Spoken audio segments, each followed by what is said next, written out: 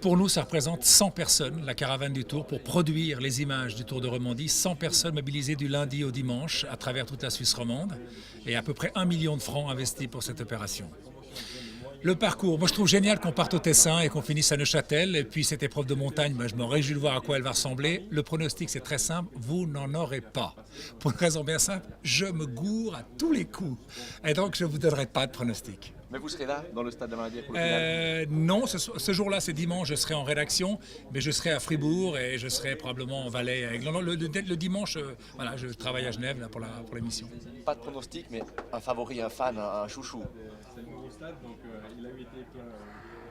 Ah non. Écoutez, en mémoire de mon père qui n'est plus là, j'aimerais bien que ce soit le jeune Moser qui fasse un truc parce que mon père était un fan de Francesco Moser. Alors Moreno Moser, ça irait bien comme ça. Merci. Non, prie. Un ancien coureur, un spécialiste du cyclisme, Charlie Mottet. Ce Tour de Romandie, vous voyez qui devant et qui est votre préféré? Écoutez, mon préféré, ça serait Thibaut Pinot. Pourquoi pas pour une victoire d'étape, mais vraiment pour la victoire finale, Chris Froome sera évidemment le grand favori. Julian Chervigno, on est dans le stade de la Maladière à Neuchâtel. Vous êtes journaliste pour l'Express L'Impartial. Vous voyez qui gagner ici? Moi, je vois Chris Froome gagner. Il y aura des bons outsiders comme Van Garderen et Rui Costa. Moi, j'ai un fait pour Matthias Frank parce que j'aime bien ce garçon, mais ça sera très difficile pour lui d'arriver sur le podium. Question supplémentaire, quel vainqueur dans le stade de la Maladière du contre-la-montre final? Je vais prendre Il y a une belle côte en dessous de Corneau. Hein. qui est champion du monde, qui aura son maillot de Tony Martin. Voilà, Tony Martin. Même avec la côte de Corneau? Ouais, ça lui fait pas peur. Il a fait une étape aux Pays-Bas l'autre jour, il y avait un peu de la côte, il est parti tout seul. Il aime ça, quoi. L'étape finale du Tour de Romandie 2014 se passera ici, sur la pelouse du stade de la Maladière. Votre chouchou pour la victoire ici? Nino Schurter, non je plaisante. Qui sait, sur du gazon peut-être qu'il se plaira. Non mais Champion du monde de VTT, hein. quand même, je penserais quand même pour Froome de nouveau.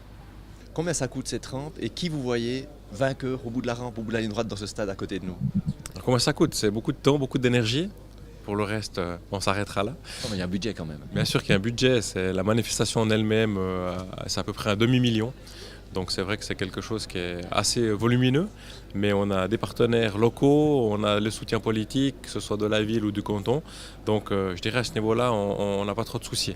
Il faut quand même mettre l'accent sur le fait que malgré ce coût très important, l'entrée est gratuite, toutes les animations, tout est gratuit.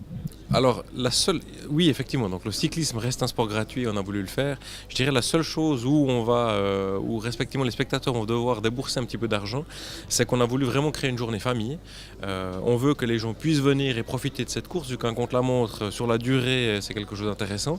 Donc ils vont venir ici sur l'esplanade, au lieu du départ, on pourra faire des petits tours en poney.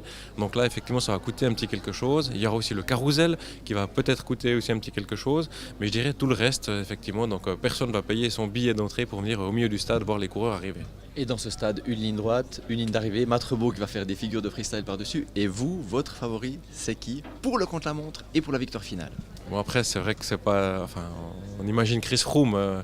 C'est vrai que ce qu'il a démontré l'année passée sur le Tour, plus par la suite le Tour de France, il revient cette année. C'est vrai que je pense qu'il peut faire quelque chose. Certainement s'imposer à Neuchâtel, prendre le maillot jaune définitivement. Et à Paris, on espère avoir le vainqueur du Tour de Romandie également en jaune à Paris.